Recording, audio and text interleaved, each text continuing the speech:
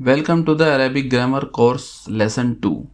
Lesson 2 में हम सीखेंगे अरेबिक लैंग्वेज का एक और बेसिक वर्ड ज़ालिका।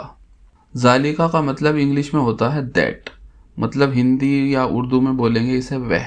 हाजा का मतलब था यह, यानी हाजा जब यूज़ होगा जब किसी पास की चीज़ के बारे में बात की जा रही हो, जैसे इंग्लिश में दिस का यूज़ होता है।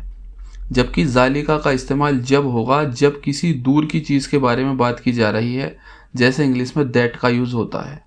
इस लफ्ज़ का इस्तेमाल भी अरेबिक की आम बोलचाल में बहुत ज़्यादा होता है। ज़ालिका लफ्ज़ कुरान में कम से कम 478 बार इस्तेमाल हुआ है और उससे रिलेटेड वर्ड जैसे कि वज़ालिका, फ़ज़ालिका, बिज़ालिका, फ़बिज़ालिका, वबिज़ालिका, वलिज़ालिका, फ़लिज़ालिका, अज़ालिका, क़ज़ालिका, वक़ज़ालिका, फ़क़ज़ालिका, ज़ालिकुमा, ज़ालिकुमु, वज़ालिकुम, फ़ज़ालिकुम, क़ज़ालिकुम। कुरान की लगभग हर आयत के अंदर ये लफ्ज़ आपको देखने को मिलेंगे, तो आप अंदाज़ा लगा सकते हैं कि ये वर्ड कितना ज़रूरी है। तो चलिए देखते हैं अरेबिक में इसका यूज़ किस तरीके से होता है। चलिए इन कुछ बेसिक सेंटेंसेस को देखते हैं। मा ज़ालिका मतलब व्हाट इज़ दैट। ज़ालिका नजमुन, दैट इज़ अ स्टार। हाजा मस्जिदुन व ज़ालिका बैतुन। अब इसके अंदर मस्जिद पास है तो बोलेंगे हाजा मस्जिदुन, दिस इज मॉस्क। वज़ालिका बैतुन, दैट इज़ अ हाउस। हाजा हिसानुन वज़ालिका हिमारुन, this is a horse and that is a donkey. अब अगले सेंटेंस में क्वेश्चन है, अज़ालिका कल्बुन, इज़ दैट अ डॉग। इसका जवाब है ला, नहीं। ज़ालिका क़ित्तुन, that is a cat. Next भी एक क्वेश्चन है, मा ज़ालिका, व्हाट इज़ दैट। ज़ालिका सरीरुन, दैट इज़ अ बेड। सबसे पहला पॉइंट इसमें नोट करने का है, जैसा कि आपने नोट किया होगा अरेबिक में ज़ेर ज़बर पेश का इस्तेमाल राइटिंग में नहीं होता। वो सिर्फ समझाने के लिए आपको इस पेज पर कहीं कहीं देखेगा ताकि आप जान सकें कि इस वर्ड की स्पेलिंग क्या है। जैसे कि आप सबसे ऊपर वाले ज़ालिका को देखेंगे तो आपको लाम पर ज़ेर मिलेगा और काफ पर ज़बर मिलेगा, और आपको जब पता लग गया कि ये ज़ालिका है तो शायद आगे जितने भी ज़ालिका आपको इस बुक में मिलेंगे तो शायद उन पर ज़ेर ज़बर ना लगा मिले, तो इसमें घबराने की कोई बात नहीं है। सेकंड पॉइंट, इसमें ऊपर देखेंगे तो लिखा है दरसुस सानी।